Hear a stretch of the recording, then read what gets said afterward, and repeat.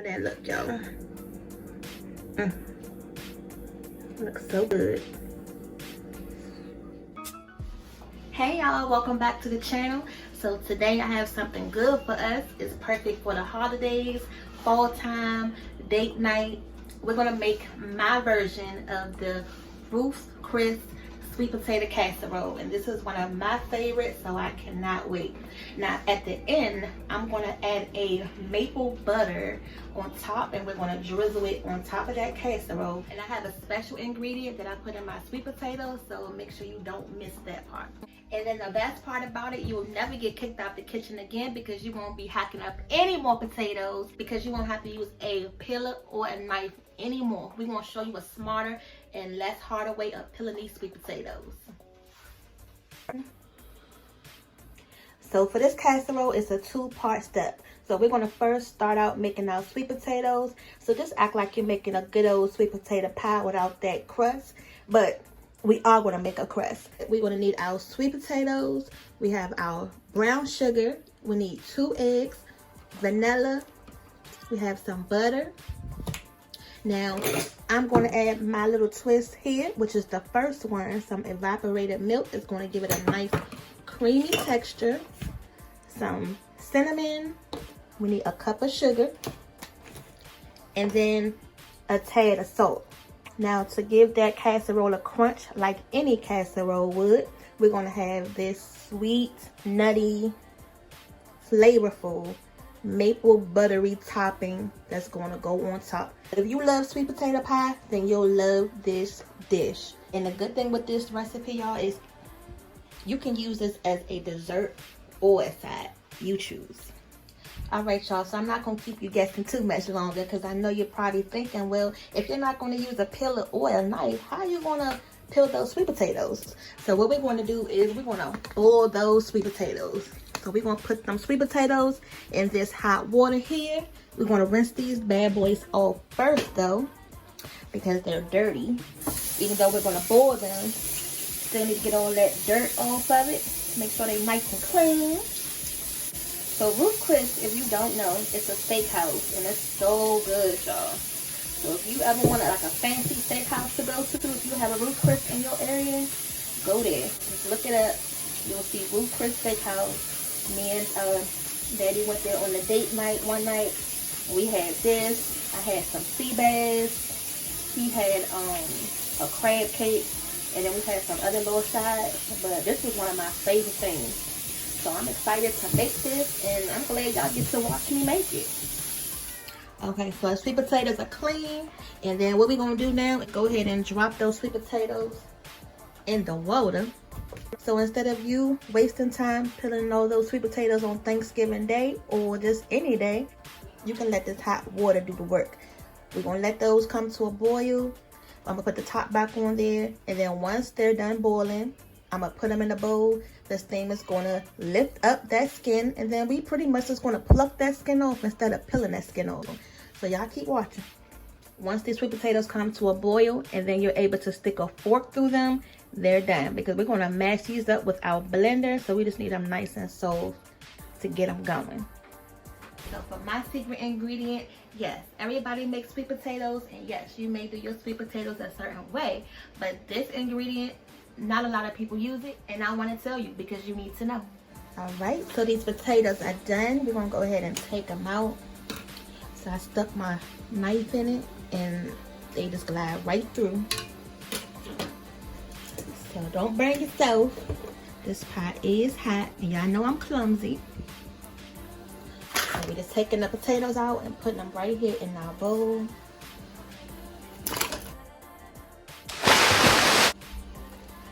See what I'm talking about?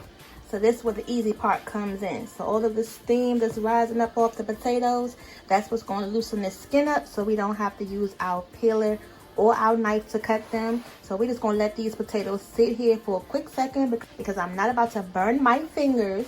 Now, although this part is easy, you know, with not having to cut or peel, but you will burn your fingers if you go in there too fast to touch this skin. But just look at how easy that skin just peels right off. So we're just gonna go ahead and let that chill out for a second until it's cool enough for me to touch And then we're going to move on to the next step. But look at that skin, y'all. I haven't even finished. I told you you can just pluck the skin off. I'm not even trying. Not even trying. So these potatoes, they still hot. But we're just going to toss them around a little bit. Get some of that steam off of it. And then just drain that little bit of liquid at the bottom. That's alright. Just drain that out. You don't want to have any of that extra liquid in there once you take your peelings off.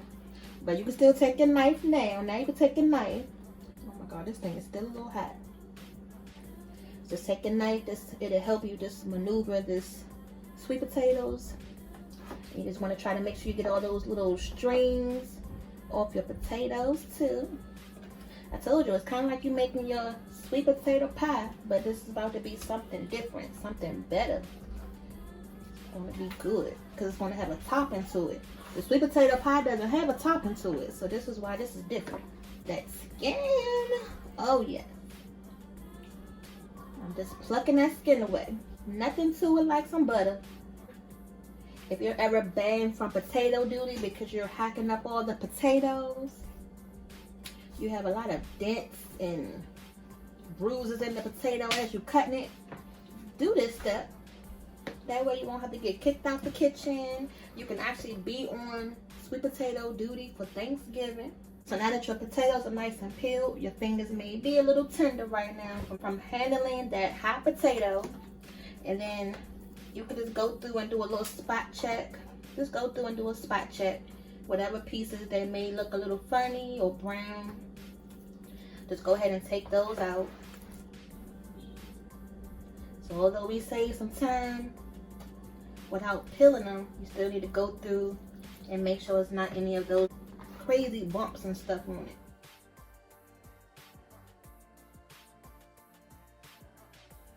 So I went on ahead and blended the sweet potatoes up a little bit. So I try to get as much as the strings off as possible. So this is the first layer of sweet potatoes. So I always just throw that away. That way it won't be so stringy. We have about 1 cup of sugar here.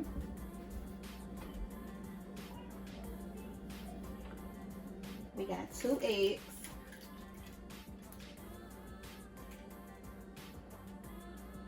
Add a teeny bit of vanilla.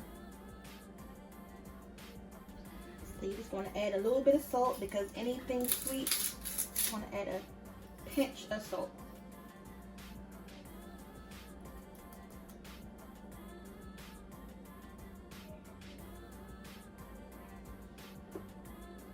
I told y'all I had a secret ingredient. I'm not making lemonade, but I'm about to put this lemon in the sweet potatoes. Now you wouldn't think that lemon goes in sweet potatoes, but to break up that sweet, you need a little bit of lemon in it. So you just need that for balance. I'm telling y'all, it's good. Y'all need to try it today. You won't be disappointed. So let's finish this video up. So I cut my lemon up, and now the most important part before you put this lemon in is to get the seeds out. Don't put no seeds in here. Nobody want to taste no seeds in the sweet potatoes. So just take your hand, and just in case you miss a seed, and you don't need a lot, just a little bit. Just a little bit goes a long way. You just want that hint of lemon in the background. It's going to make a difference.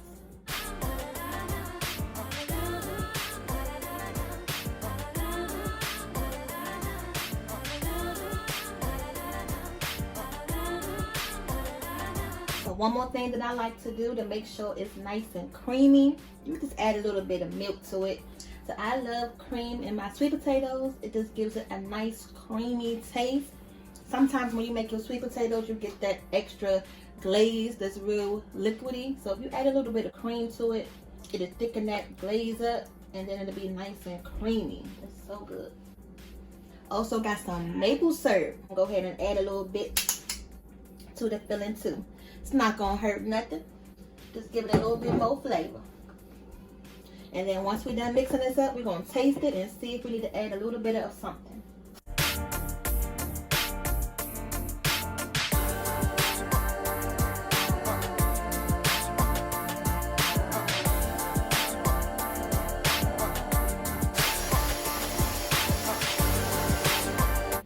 The every time I take the blender out, it's less strings on it. So that's what you want. So let's go ahead and taste it and see if we need to add something.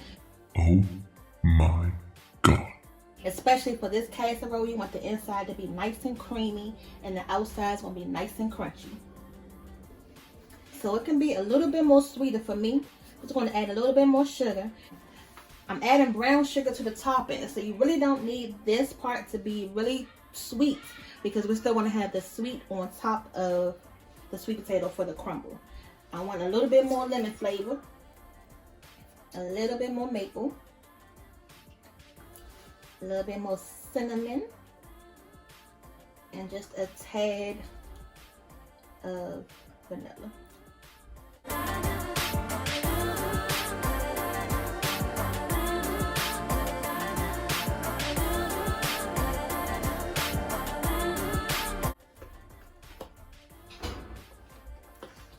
Put that creaminess, y'all.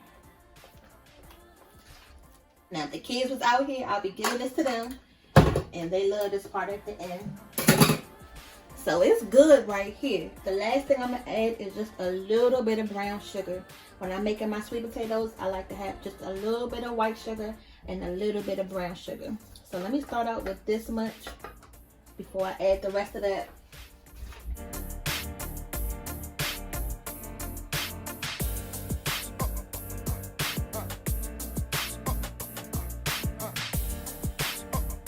No strings on there, and that's what you want when you're making your sweet potato pie, your sweet potatoes. If you're using a blender or mixer, you don't want to have any like stringy residue. You want your potato mix to look nice and smooth and creamy, and that cream also help with making it a nice creamy texture. You want that thing to melt in your mouth. So we're gonna go ahead and put this creamy goodness to the side, and we're gonna go ahead and start working on this maple butter that we're going to use for the topping, and then we're going to put it all together, put it in the oven, and it's going to come out so bubbly and so hot, and we're going to be ready to eat. I'm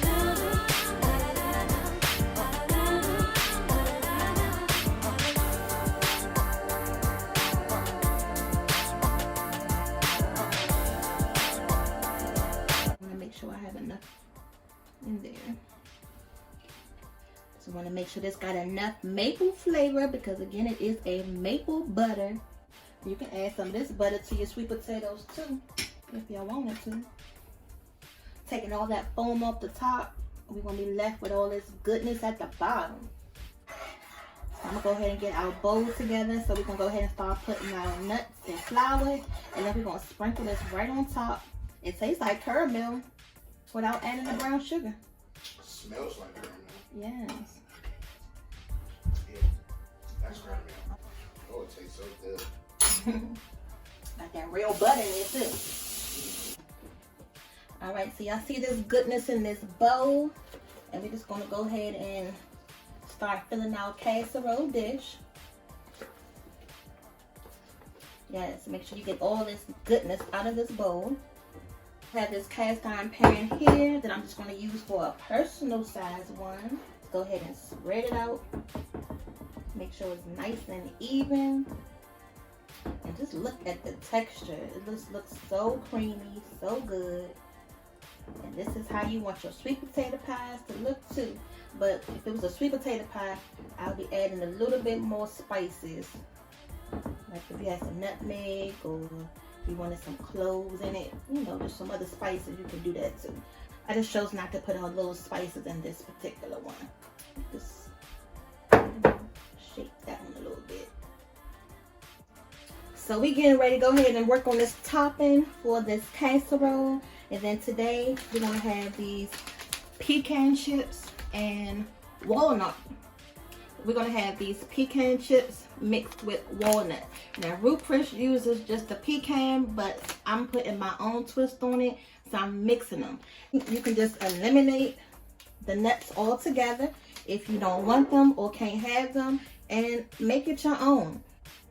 You can make your own toppings out of some crackers and still use the same butter maple mix. Or husband said you can use some potato chips. old cookies. So he's helping me over here, y'all, come up with some other ideas. So just make sure you do it how you want to. You're making your copycat recipe, but you can still make it your own too.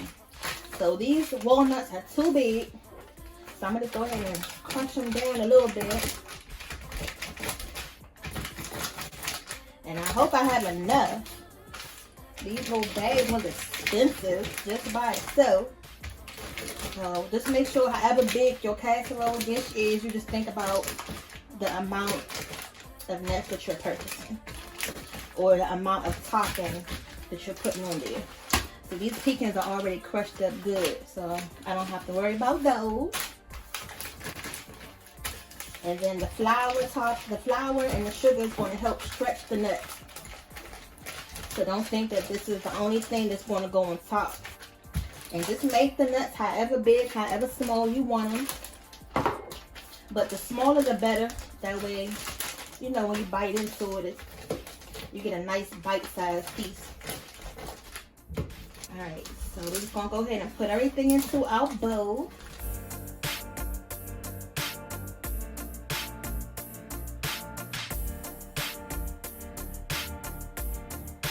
Just a little bit of flour. So the flour and the butter is what's going to help bring the nut mixture come to life. So it's just like you making the apple crisp, but without the apples. You're using the sweet potatoes. So I have the nuts, I have the flour. Normally you wouldn't add the maple, you would just have the butter going into this mix right here, and then some brown sugar. But I added some maple in here, which is making it sweet already. So I don't want to make it too sweet by adding some more brown sugar. So I'm going to taste this once I bind it together, and we're going to see what we need. And you only want to add just a little bit of butter, because you don't want to make this too wet. You just want to make it, you know, a crumbly topping. It's supposed to be crumbly on top. So that way when it bakes in the oven, it'll be nice and good, and you see all that goodness and crunchiness on top. So don't put too much butter. And I can smell that maple.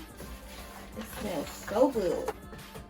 If y'all ever go to Ruth Chris after seeing this dish, make sure y'all comment down below. Thanksgiving is coming up, so if you want to, you know, surprise your guests and let them know that you're going to learn a couple things or two in the kitchen, bring this to your next potluck. They're going to be like, girl, where you get this recipe from? They're going to be asking you to share it and everything. So make sure y'all share this video to your family and friends, and hopefully they'll love it too. So I got everything mixed up together. I think I'm just going to add just a teeny bit more flour, because I want to make sure I have enough for everything. Alright, so I'm just going to add this bit of brown sugar. And you can taste it at this point. So if you want to add a little bit more extra sugar to it, you can. And if you don't have to. And if y'all want to make this a day ahead too, you can do that and just put it in the refrigerator. So if you got a lot of stuff to do for Thanksgiving, this is one thing with sweet potatoes you can make ahead. Just go ahead and boil your potatoes, put them to the side, and then when it's time for Thanksgiving, you can just take the foil off of this, put it in the oven, let it cook. They just try to cook smarter, not harder. What's going on, people? I decided to make a short cameo real quick, just to add some of this crumble to the top of this one. But you know, Dad loves to be involved.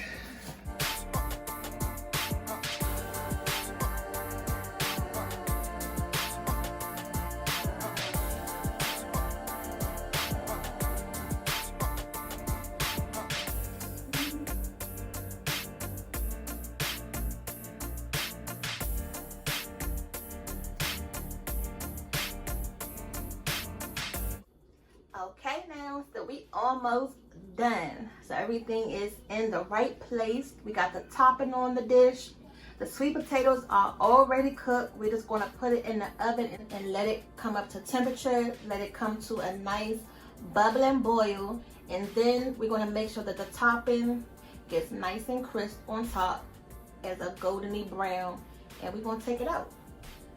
I'm just going to put just a piece of foil on top, come up to boil, start bubbling a little bit, And then I'm gonna take the full loaf. I don't want the crust to get too brown before the inside of the casserole cooks, so keep watching. Okay, so this is what it's looking like so far. It looks like a little granola on top. I'm gonna go ahead and cut the broil on. The potato mixture has been cooking for about 30 minutes. We just wanted to make sure that was nice and heated all the way through. So let's go ahead and cut this on broil. Let this topping go ahead and get some color on it, and then it will be done. So I just took this sweet potato casserole out the oven, and it looks so good. Can you see how creamy it is? And you can see the specks of seasoning inside it. And I'm gonna brush just a little bit of butter that we made for the crumble on top, just to give it a nice little sheen look to it, make it look even better. Oh my God. Can you say glistening and buttery? We didn't add any butter to the filling, which is why I wanted to wait to the end, because I knew I was going to go ahead and just add a little bit on top. Oh my God. How that look, y'all? Looks so good. So if you haven't subscribed to our channel yet, make sure you go ahead and hit that subscribe button, like and share. And don't forget, if you do bring this dish to your next event and they ask where you got the recipe from, make sure you share our channel. And then we'll see you guys next time. See you later.